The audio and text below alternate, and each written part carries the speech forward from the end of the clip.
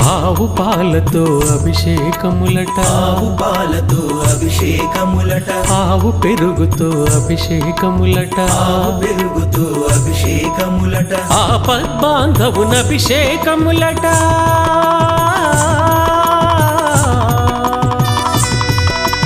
ఆపద్బాంధవున అభిషేకములట, అనాథ రక్షకున అభిషేకములట. అభిషేకము చూతమురారండి, మన అయ్యప్ప స్వామికి అభిషేకము చూతమురారండి.